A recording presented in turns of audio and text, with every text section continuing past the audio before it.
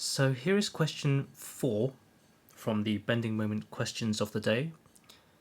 And this seemed to catch a lot of people out. I'm not entirely sure why. Well, I do have a hunch, but way more people got this wrong than I expected.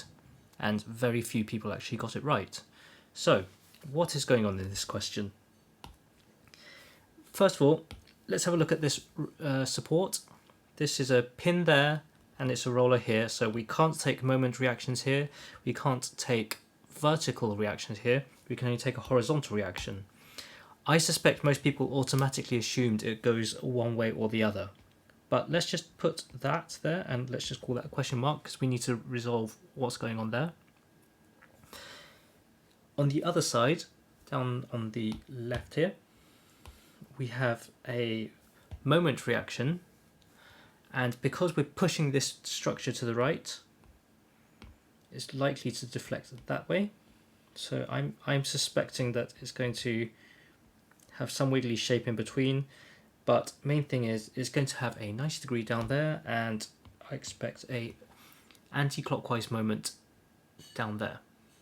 Okay, and just by way of how that concentrated force is acting, I'm expecting a horizontal reaction there, and there can't be any vertical reaction because we have no vertical reaction here, we have no applied force, so for vertical equilibrium that has to be 0.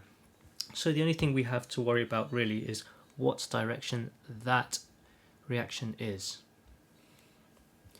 Here were the 4 possible solutions. Now, A and C have this gradient in the moments diagram across the top here. For there to be any gradient whatsoever, there needs to be vertical shear across the top. There is no vertical shear because there is no vertical reaction anywhere, there's no vertical applied force. So because there's no shear, that has to remain a constant moment like B and D. So A and C, we can rule those out. And now it becomes a case of which of B and D is it? Well, you can kind of inspect it and you see B, it looks like the tension wants to be on the outside there, which kind of indicates that the horizontal reaction there is going to the left. If you push this to the left, then the outside kind of goes in tension. And similarly D, if it's tension on the inside, that looks like it wants to be pulled out like that. So the horizontal reaction is going to the right. So which is it? Notice D and B have this contraflexure in common. B has this extra one up here, but let's take a free body diagram down there. Then I'll show you what happens up here. Let's take a free body diagram there.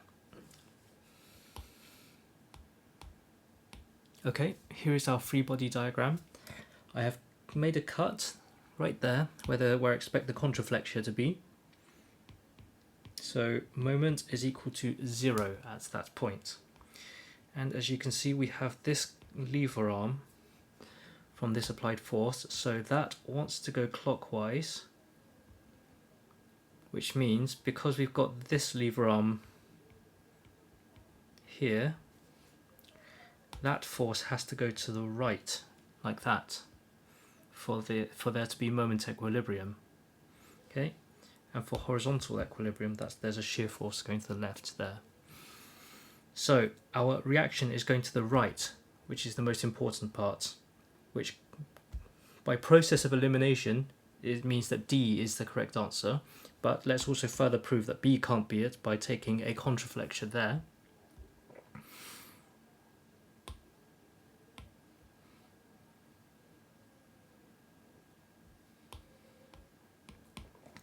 Okay, so we've cut the structure further up. There may be a shear, well there will be a shear, but that doesn't contribute anything to the moment equilibrium. We're saying moment has to be 0 if there's going to be a contraflexure there, but as you can see, that can't be the case because there will be a lever arm there and there has to be a reaction down there. So because of that, this contraflexure is nonsensical. It cannot exist. There is no moment equilibrium because there's no applied force with a lever arm. So this contraflexure cannot exist, this one here, which means that B is also out. D has to be our correct answer. If you found that explanation useful, give me a like, maybe even subscribe to this channel if you want to see me do more and see them as they come out. And please do share this amongst your friends, and please participate in the bending moment questions of the day. Good luck, and see you next time.